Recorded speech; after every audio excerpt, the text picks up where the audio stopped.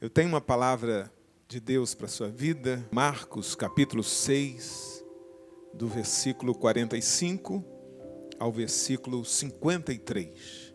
O texto que fala sobre Jesus vindo aos discípulos que estavam enfrentando fortes ondas, um vento muito forte no mar da Galileia, e ele vem andando sobre as águas.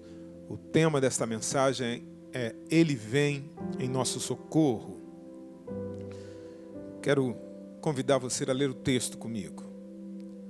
Diz assim: E logo obrigou os seus discípulos a subir para o barco e passar adiante para o outro lado, a Betsaida, enquanto ele despedia a multidão. E, tendo-os despedido, foi ao monte orar. E, sobrevindo à tarde, estava o barco no meio do mar, e ele sozinho em terra. Entenda-se aqui, orando, no monte orando.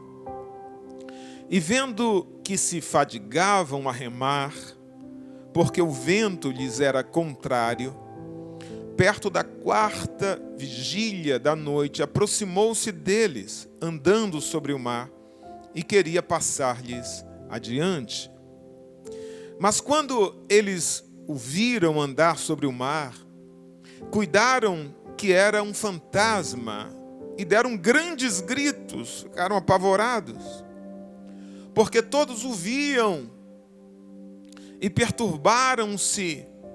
Mas logo falou com eles e disse-lhes: Tende bom ânimo, sou eu, não temais.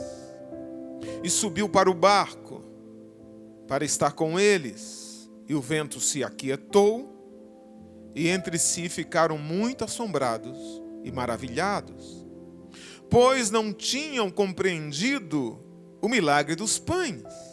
Antes o seu coração estava endurecido. Último versículo, 53. E quando já estavam no outro lado, dirigiram-se à terra de Genezaré e ali atracaram. O texto começa dizendo que Jesus os obrigou a entrarem no barco.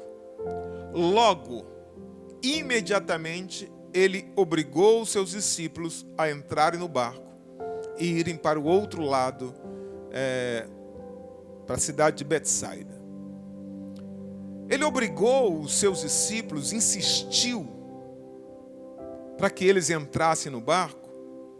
É claro, porque essa não era a vontade deles, porque ele encontrou alguma resistência. Jesus está diante de uma multidão que ele acabara de alimentar com 5 pães de cevadas e 2 peixes. A multidão está cercando. Depois de um milagre tão fantástico como esse, Jesus tem a preocupação de tirar os seus discípulos dali. Eles não queriam deixar Jesus sozinho com aquela multidão, mas o texto diz que Jesus os obriga, eles são compelidos, eles são ordenados. Jesus insiste com veemência, porque essa não era a vontade deles. Muitas vezes nós temos que obedecer quando não concordamos, porque obedecer quando se concorda é apenas uma anuência, é uma concordância. E é normal para nós, seres humanos, apresentar alguma resistência à obediência quando não compreendemos, quando não entendemos. Jesus tem que insistir, como insistiu com os discípulos, mas é quando não entendemos que a obediência se faz mais necessária, porque isso é fé. Obedecer quando se compreende não é fé, é concordância. A fé é obedecer mesmo quando não se entende, e os discípulos decidem obedecer. Agora, o que é interessante aqui é esse advérbio imediatamente. Ou seja, logo em seguida, logo após a multiplicação dos pães, imediatamente Jesus os tira dali. Marcos não nos diz o motivo, e a gente lendo o texto de Marcos, é natural nós nos perguntarmos por que essa atitude de Jesus tão imediata, tão preocupado em tirá-los imediatamente dali. O texto paralelo de João capítulo 6, versículos 14 e 15, nos informam que quando eles são alimentados no deserto por tão poucos pães e peixes, Jesus é associado a Moisés no deserto que os alimentou com maná. E eles aclamam Jesus como profeta que haveria de vir, como Messias. E o texto diz que eles querem arrebatar, tomar Jesus e torná-lo rei naquele momento.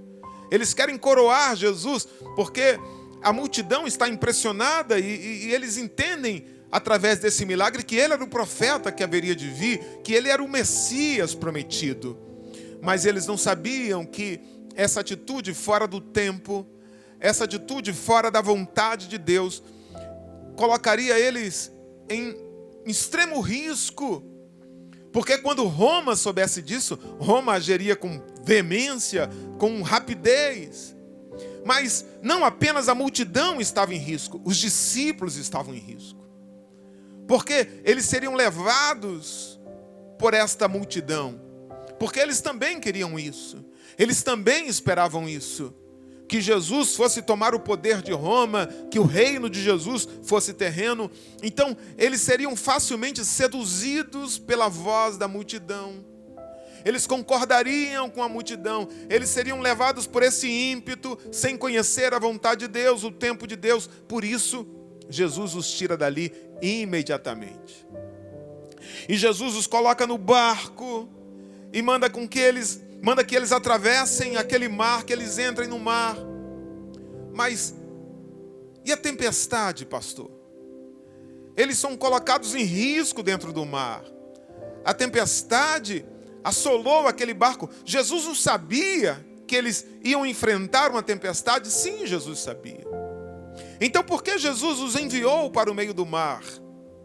Primeiro, porque eles estariam mais seguros no meio daquela tempestade, mas no centro da vontade de Deus, do que em terra, mas fora da vontade de Deus. Se eles não entrassem no barco que Jesus indicou, se eles não embarcassem ali naquele barco, eles embarcariam na ideia do povo. E quem diz que a voz do povo é a voz de Deus? A Bíblia não diz isso, não. Então, obedecer a Jesus, muitas vezes, significa ir num caminho diferente da opinião popular. O texto nos diz isso. Mas Jesus pretendia ensinar-lhes algo novo. Algo que os faria crescer espiritualmente.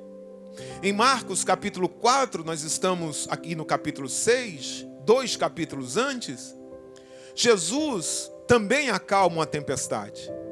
Só que nesta primeira experiência de Marcos capítulo 4, Jesus está dentro do barco, fisicamente dentro do barco. Estava dormindo ali na popa do barco. Foi só eles, diante do medo, diante do perigo, e ali acordar Jesus. E Jesus acalmou o vento, acalmou a tempestade, mas agora Jesus não estava fisicamente no barco. Não estava ali tão acessível. Não era só acordar Jesus. E certamente Jesus pretendia lhes ensinar algo, porque eles teriam que enfrentar muitos outros perigos na vida, e Jesus não estaria ali fisicamente com eles.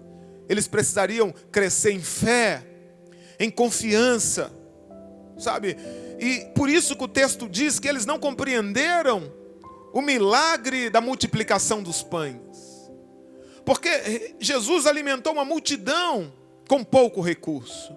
Aquele milagre era para inspirar-lhes a crer, a confiar que aquele Jesus que eles serviam era poderoso para suprir todas as suas necessidades e poderoso para livrá-los de todo perigo, mesmo quando eles não o vissem fisicamente. Marcos diz que o coração deles endurecido não compreendeu, não atentaram para este milagre. O texto diz que entrando no mar, estando no meio do mar, já era tarde. Tarde é o primeiro período, a primeira vigília da noite, entre 6 e 9 da noite. A noite cai sobre eles. E quando eles estão no meio do mar, o texto diz que o vento lhes era contrário. E eles estão remando, mas eles não saem do lugar. Eles estão remando, mas quanto mais força fazem, mais as ondas crescem. E não há progresso. Eles estão por horas a fio, tentando vencer o mar, tentando vencer o vento contrário, talvez uma tempestade de vento, mas eles não estão vencendo, eles não têm o controle. A situação era o seguinte: eles estão em perigo, não havia como chegar do outro lado, e Jesus não estava naquele barco com eles. Existem tempestades que nós vamos enfrentar, porque nós estamos fora da vontade de Deus. É o caso de Jonas. Aquela tempestade de Jonas era uma tempestade para correção, era uma tempestade de juízo, era para corrigi-lo, porque ele estava fugindo da vontade de Deus. Mas a tempestade que nós vamos enfrentar, mesmo obedecendo Jesus, são tempestades que não nos atingem para nos punir, mas para nos ensinar algo. Quando estamos fazendo a obra de Deus, quando estamos no centro da vontade de Deus, quando sabemos que foi Deus que nos conduziu àquela situação, mas ainda assim nós vamos ter que enfrentar fortes ventos e perigos. Essa pandemia que nós temos enfrentado, ela não tem poupado ninguém. Nem mesmo os mais justos, os mais fiéis, os mais piedosos, homens e mulheres de oração que dedicaram a vida a Deus. O mar tem se levantado contra todos, e a humanidade não sabe como lidar com este vírus, ou não sabia, tem aprendido. Muitas vidas foram ceifadas. As autoridades, vemos, estão perdidas, tomando medidas fora de tempo, sem saber como lidar com tudo isso. Os médicos não têm o controle sobre a situação. Muitos têm sido atingidos em suas economias, em suas vidas, nos seus projetos. Ficamos um ano parado por causa desse vento contrário chamado Covid-19, um vento que tem nos colocado no centro de uma situação de risco, que não temos o controle, que não temos como vencer. E parece de verdade, como crentes, que Jesus não está se envolvendo na tempestade que a humanidade tem enfrentado. Mas nós, discípulos de Jesus, esta é a pergunta: como devemos enxergar essa tempestade que temos enfrentado? Há pelo menos 6 lições a partir desse texto que lemos que eu quero compartilhar com você. Primeira lição: foi Ele quem permitiu que nós estivéssemos no meio dessa tempestade. Escute, foi Ele quem permitiu que nós estivéssemos no centro dessa tempestade. Não foi o acaso, foi Ele que compeliu os discípulos, é Ele que nos conduz, é a vontade dEle. Agora escute o que eu vou falar, a nossa vida, se você é um discípulo de Jesus, como eu, a nossa vida não está mais segura porque está ventando menos. A nossa vida não está mais segura porque nós estamos em terra, com pé firme. Não, a nossa firmeza não está na terra. A nossa firmeza está na confiança que temos nele. Ou seja, não tem a ver com as circunstâncias. Porque se nós estivermos no centro da vontade de Deus, este é o lugar mais seguro que nós podemos estar. Não importa o vento, não importa o mar. Se foi Ele que nos conduziu a essa tempestade. Fique tranquilo. Mesmo que as ondas estejam altas, pode ficar tranquilo. Ele está no controle. A segunda coisa que eu aprendo é que mesmo você não vendo Ele ao seu lado, Ele está vendo você. O texto nos diz isso no versículo 48, Marcos 6, 48. E vendo que se fadigavam a remar, porque o vento lhes era contrário. Jesus está no monte e Jesus está vendo a dificuldade deles. Fique tranquilo, meu amigo. Fique tranquilo, minha irmã. Jesus está vendo você remando neste vento contrário. Ele está vendo a tempestade e não apenas agora. Como ele estava no alto, ele viu a nuvem negra se aproximando. Ele viu o vento contrário. Ele está vendo desde o momento, ele está vendo o seu esforço. Ele está vendo a dificuldade que você tem enfrentado, a luta sem sair do lugar. Ele está vendo, como ele estava vendo aqueles discípulos. A terceira lição que eu aprendo é que Jesus está intercedendo, orando por nós. Jesus não está alheio ao seu sofrimento, ele está vendo, mas também não está passivo, ele está intercedendo. O versículo 46 diz que Jesus está no monte orando. Romanos capítulo 8, versículo 34, diz que ele está à direita de Deus, intercedendo por nós. A intercessão tem um poder tremendo. Você pode não ver ele ao seu lado, mas ele está intercedendo por você, ele não está indiferente.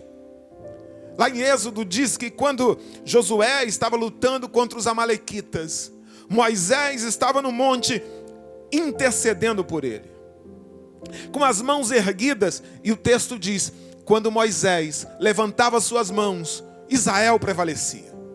Mas as mãos de Moisés eram pesadas e se cansavam, e quando as mãos de Moisés cansavam, então o povo começava a perder.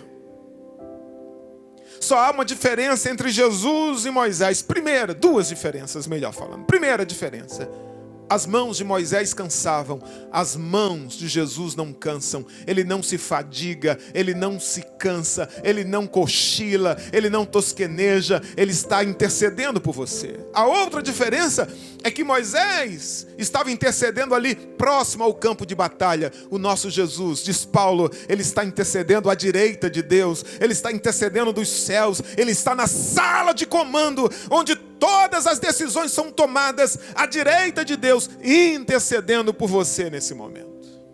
Aleluia. A terceira lição que eu aprendo é que na hora certa, ele virá em nosso socorro. Na hora certa. Marcos 6, 48 diz, perto da quarta vigília da noite, aproximou-se deles, andando sobre o mar. A quarta vigília era a última vigília.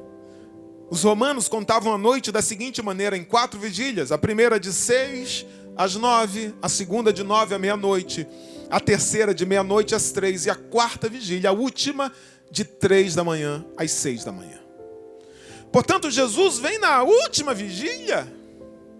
Na ótica dos discípulos, é tarde demais. Na nossa ótica, é tarde demais. São muitas horas remando, são muitas horas em vento contrário. Mas por que Jesus deixou passar tanto tempo? Porque se ele chega no início, os discípulos não teriam aprendido nada. Se ele chega no início, os discípulos não teriam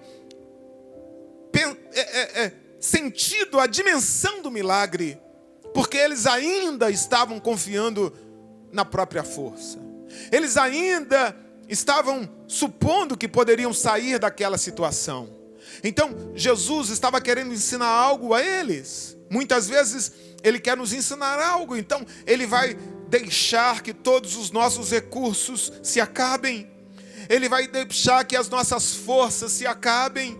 Que nós paremos de confiar nos nossos meios, no nosso braço, na nossa força, na nossa capacidade. E quando estivermos no meio do mar, no momento mais difícil, no momento mais escuro da noite, quando não tivermos mais força, então ele virá ao nosso socorro, para que a gente saiba que foi Ele, não foi a nossa força, não foi a nossa capacidade, não foi o nosso padrinho, foi Ele. O texto diz o seguinte, versículo 49, Marcos 6, 49. Mas quando eles o viram andar sobre o mar, cuidaram que era um fantasma e deram grandes gritos. Eles gritaram, assustados. Talvez eu também ficasse. Eu estou no meio do mar, 3 horas da madrugada, momento mais escuro da noite, e de repente, alguém andando sobre o mar. Por que, pastor, eles ficaram tão assustados? Porque eles não esperavam. Eles estão no meio do mar, sozinhos. E eles não conseguiam conceber uma maneira que Jesus pudesse chegar até eles. Humanamente falando, não havia como. Só que o Jesus que eles serviam, que é o Jesus que nós servimos, não é um Deus limitado, não é um Deus que só pode caminhar através dos meios que conhecemos, que só pode utilizar os recursos que dispomos. Não. O livro de Naum, capítulo 1, versículo 3, diz: o Senhor tem o seu caminho na tormenta e na tempestade. E era esse Senhor que estava vindo, é este Senhor que está vindo, caminhando sobre as ondas não podiam pará-lo, os ventos não podiam detê-lo. Sabe por quê? Jesus vem andando sobre o mar. Pastor, por que Jesus vem andando sobre o mar? Para dizer que aquilo que nós tememos está debaixo dos seus pés. Aquilo que apavorava os discípulos, aquilo que representava um risco de morte, não podia afastar Jesus deles. Pelo contrário, Jesus estava fazendo o seu caminho no meio daquele problema. Essa situação, esse problema, essa pandemia não pode afastar você daquilo que Deus planejou, do milagre, do poder do teu Deus. Ele faz o caminho no meio da tormenta. Quinto lugar, quando ele chega, essa tempestade tem fim imediatamente. Quando ele chega, quando ele entra no barco, a tempestade cessa imediatamente. Marcos 6, 51. E subiu para o barco, para estar com eles, e o vento se aquietou. O vento contrário se aquietou. E entre si ficaram muito assombrados e maravilhados. Que coisa tremenda! Que coisa! Ele não precisou orar. Ele não precisou ordenar. Ele não gritou, não estendeu. A presença dele mudou completamente o cenário. Por quê, pastor? Porque Jesus não estava preocupado com aquela tempestade. Jesus não vem exatamente por causa da tempestade, por causa das circunstâncias. A preocupação dele era outra. A tempestade estava sob o seu controle, o mar bravio estava debaixo dos seus pés. Ele está preocupado com a tempestade dentro dos discípulos. Jesus está preocupado, na verdade, com a tempestade dentro de nós, com aquilo que a tempestade representa, com os perigos que ela representa. Por isso, antes de acalmar a tempestade, antes de mudar as circunstâncias, Jesus diz para aqueles discípulos apavorados: tem de bom ânimo, sou eu, não tem mais, não tenham medo. Há pelo menos 3 perigos nas tempestades que os discípulos de Jesus enfrentam. 3 perigos. O primeiro perigo é o perigo do desânimo. Nós queremos parar de remar quando a gente vê que nada muda, quando a gente vê que a oração não muda, que o trabalho não muda, que nada se modifica, que nada melhora, a gente quer parar. Ei, a Bíblia diz que eles continuavam remando. Não pare de orar, não pare de remar, não pare de lutar, não entregue os pontos. O segundo perigo é o perigo do desespero. Não perca a fé, não seja tomado pelo medo, não seja tomado por essas notícias ruins. Jesus disse para Jairo: Jairo, não temas, crê somente. Não deixe a tempestade tomar conta do seu coração, do seu interior. Porque a água que afunda o barco não é a água que bate no casco, é a água que entra dentro do barco. Então não deixe as circunstâncias entrarem dentro do seu coração. Creia, não tenha medo. Não seja tomado pelo desespero. O terceiro perigo é deixar que nossas crendices, nossos achismos, tome o lugar da fé. Deus está mandando a solução, Jesus está indo ao encontro dele, mas eles estão achando que é um fantasma. Eles estão tão apavorados, com tanto medo, que eles estão confundindo Jesus com um espírito, um espectro. O mesmo aconteceu quando Jesus ressuscitou. Eles também não esperavam. Jesus aparece diante deles e eles dizem assim, é um espírito. Escute, não deixe os seus medos, os seus achismos, as suas crendices nublarem a visão da fé. Creia, ajuste o seu foco. Em sexto e último lugar, sexta e última lição. Você chegará do outro lado, porque Ele disse que você chegará. Quando Ele disse, vão para o outro lado, pronto, está decretado. Ele não disse que seria sem vento. Ele não disse que seria sem tempestade. Ele não disse que não haveria ondas. Mas se Ele ordenou, está ordenado, você não será destruído por causa dessa tempestade, porque a palavra dele te garante, você chegará do outro lado. O texto conclui, Marcos 6,53, e quando já estavam do outro lado, dirigiram-se à terra de Genezaré e ali atracaram. Você chegará ao propósito que Deus estabeleceu para a sua vida. Eu vou chamar aqui o louvor. Estamos indo para a conclusão e para o apelo. Primeiro, permita que a palavra de Jesus entre no seu coração nessa noite.